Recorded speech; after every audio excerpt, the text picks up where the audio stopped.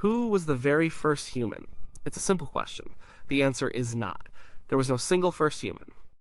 There was no moment in time when an ape-like creature gave birth to a baby, and that baby was suddenly a human. It just doesn't work that way. Thinking about a first human is like trying to find the exact color pixel where blue becomes green in a gradient. You can point to a spot that is definitely blue. You can point to a spot that is definitely green. But the transition between them is a slow, blurry wash of thousands of tiny, almost unnoticeable changes. There is no single first pixel of green. Evolution is a process. It's a story written over millions of years, not a single event. A child is always the same species as its parents. You are a human. Your parents were human. Their parents were human. You can go back 1,000 years and everyone is clearly human. Okay, but if you could go back 100,000 generations, you would find ancestors that were not quite human. They were something else. And their children were almost identical to them. And their children were almost identical to them. The change from one generation to the next is so small you would never notice it. But add up all those tiny changes over an immense stretch of time and you get something completely new. So the search for the first human isn't about finding a person. It's about understanding a process. It's about deciding where in that long, gradual slope of change we want to plant a flag and say, here is where human begins. And that decision is something we, modern humans, make. It's a label we apply to the past.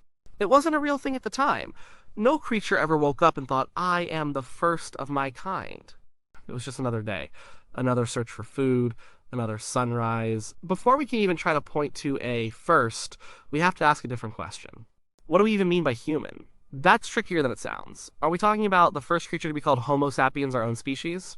Or are we talking about the first member of the broader group, the genus Homo, which includes our extinct cousins like Neanderthals and Homo erectus? Each definition gives us a different answer, a different point in the timeline. Let's start with the big picture. Our lineage split from the lineage of chimpanzees and bonobos somewhere around 6 to 7 million years ago. The creature that lived back then was not a chimp, and it was not a human. It was a common ancestor to both of us. It was the starting point for two different evolutionary journeys. Imagine a path that forks in a forest. The one trail leads to modern chimps, the other leads to us. We're interested in what happened on our path after that split. For a long time after that split, our ancestors were not what we would call human. They are known as hominins. One of the most famous examples is Lucy, a member of the species Australopithecus afarensis. She lived over 3 million years ago. Lucy and her kind were incredibly important. They walked upright on two legs. This was a massive change. It freed up their hands to do other things. But if you met one, you wouldn't think it was human. It was small. Its brain was about the size of a chimpanzee. It had long arms and a projecting jaw. It was a bipedal ape, a crucial step on our path, but not a human. So where do we draw the line? Most scientists agree to plant the flag at the beginning of our own genus, Homo. This happened around 2.8 million years ago. The first species to get this label is called Homo habilis, which means handyman. The reason for this new name, this new category, was a combination of things. Their brains were getting bigger. Not huge, but noticeably larger than the Australopithecines like Lucy. And more importantly, they were associated with the first simple stone tools. They were deliberately striking rocks together to create sharp flakes. This was a new level of thinking. It wasn't just using a stick or a rock found on the ground, it was manufacturing a tool for a purpose. So, could we call the first Homo habilis the first human? You could make a good case for it.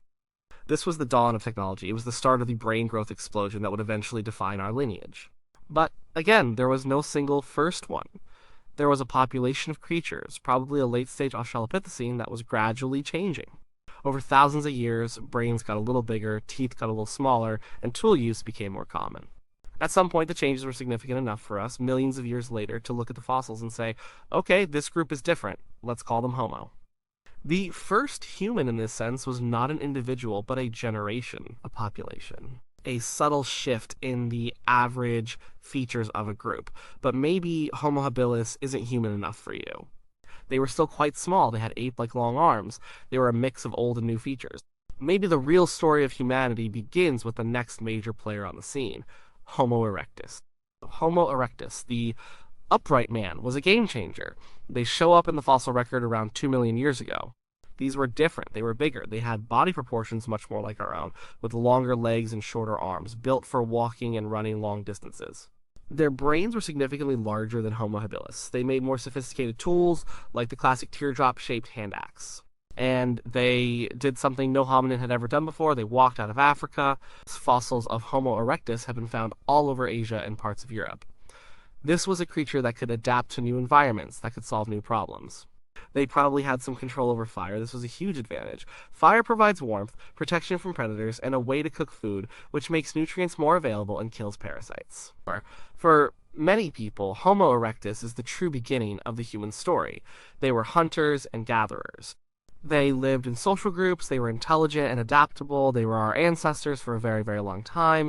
Homo erectus existed on this planet for over 1.5 million years. To put that in perspective, our own species, Homo sapiens, has only been around for about 300,000 years. They were an incredible success story. So, was the first Homo erectus the first human? It's a very strong candidate, but we face the same problem. There was no first one. There was a population of something like Homo habilis that, over immense spans of time, gradually evolved into Homo erectus. The change was slow, messy, and regional. There was no clean break. After Homo erectus, the story gets even more complicated. The hominins in Africa, Europe, and Asia started to diverge. In Europe and the Middle East, a group evolved into the Neanderthals, Homo neanderthalensis. In Asia, there were others, like the Denisovans. And back in Africa, the group that had remained evolved in a different direction. They were on the path that would eventually lead to us. This African lineage produced a species called Homo heidelbergensis around 700,000 years ago. They were very smart, with large brains. They were skilled hunters, taking down large animals. They built simple shelters. They were the common ancestor of both us and the Neanderthals. Then, from these African populations of Homo heidelbergensis, or a similar species, our own kind emerged. Homo sapiens. The earliest fossils that we identify as Homo sapiens are from a site in Morocco called Jebel Irhoud, dated to about 315,000 years ago. These early sapiens were not exactly like us. Their skulls were a bit different. They were more elongated, less globular than ours. Their faces were a little more robust. But they were close. Their brains were large. They fall within the range of what we call Homo sapiens. So, was one of those individuals in Morocco the first human? If by human you mean strictly our own species, then yes, you could say the first humans lived around 300,000 years ago in Africa. But even this, first, was a member of a community, a population that was already on the cusp of this new form. And they were just one group among many. For tens of thousands of years, we shared the planet with other kinds of humans. Neanderthals were thriving in Europe. Denisovans were in Asia. There were probably other remnant groups of Homo erectus in some parts of the world. It wasn't a single line of progress. It was a bushy tree with many branches. We are just the only branch that survived. The story gets even more tangled.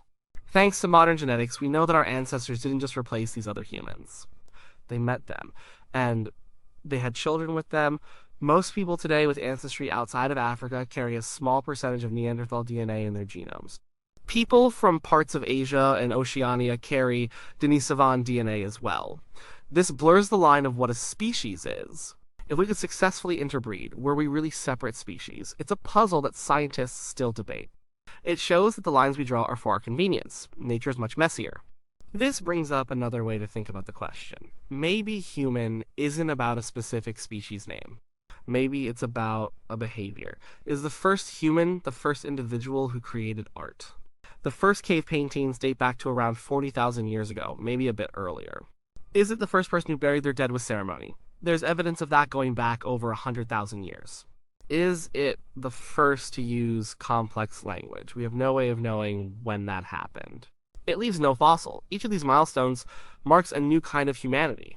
A cognitive humanity, a spiritual humanity, a symbolic humanity. And these things probably didn't appear overnight in one person. They likely developed slowly within communities, over generations. Then there's the genetic approach. You might have heard of mitochondrial Eve or Y chromosomal Adam. These sound like they could be the first humans. But that's a misunderstanding of what they are. Mitochondrial DNA is a special type of DNA that you only inherit from your mother.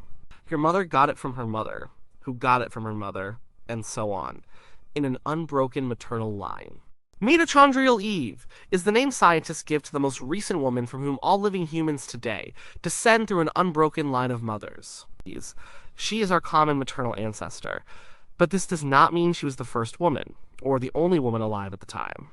She lived in a population with thousands of other people. Other women had children. But over the vastness of time, their direct maternal lines eventually died out. Maybe they only had sons, or maybe their daughters had no children, or their entire lineage just fizzled out somewhere down the line. Eve was simply the lucky one, whose maternal lineage has survived in everyone alive today. Scientists estimate she lived in Africa around 200,000 years ago. It's the same story for Y chromosomal Adam. The Y chromosome is passed down only from father to son. Adam is the most recent man from whom all living men descend through an unbroken paternal line. He was not the only man alive. He was just part of a population. His paternal line is the only one that has made it all the way to the present. And here's the really confusing part. He and mitochondrial Eve did not live at the same time. They were not a couple.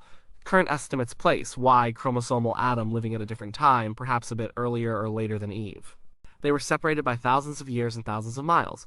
They were simply two individuals in a large population of our ancestors whose specific genetic lines, by pure chance and circumstance, never broke. They tell us about our shared ancestry, but they don't tell us who the first human was. So, let's circle back to the original question. Who was the first human? The answer is that the question is broken. It assumes a moment of creation that never happened. It's like asking, what was the first word of English? Was it an Old English word?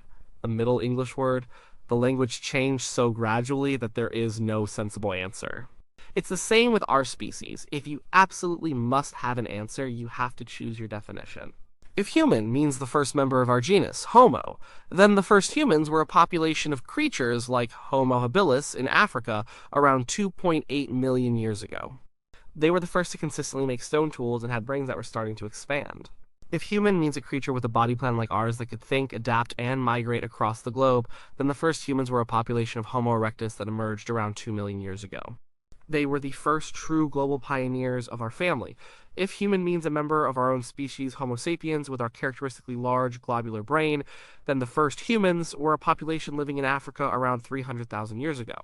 They were the ones whose descendants would eventually populate the entire planet and become the only humans left. But none of these answers points to a single person. There was no Adam or Eve in a biological sense.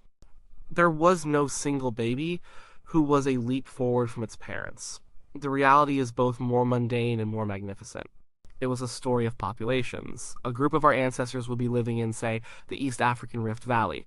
Over 1,000 years, the climate might get a little drier. The ones who were slightly better at walking long distances to find water or slightly better at thinking ahead to store food would have a tiny advantage. They might have one more surviving child over their lifetime than their neighbors. Now multiply that tiny advantage by tens of thousands of years. The traits that provided that advantage become more and more common in the population. The group as a whole slowly changes. Their legs get a little longer, their brains get a little bigger. Their tool-making skills get a little more refined. It is an unthinkably slow process of trial and error, played out across entire generations. The very first human was not a person. It was a process. It was the moment a population of our ancestors became different enough from their ancestors that we, looking back with the benefit of hindsight, decided to give them a new name. The label is for our benefit, to help us make sense of the story. The creatures themselves were just living. They were surviving. They were raising their young, who were almost exactly like them. And in doing so, they carried the torch of life forward, one tiny incremental step at a time. The real answer is that we are all the result of an unbroken chain of parents and children stretching back millions of years. The first human is a myth. The real story, the story of that long, slow, stumbling journey, is far more interesting. It's a story of climate change, of adaptation, of luck, and of survival against all odds. And it's our story.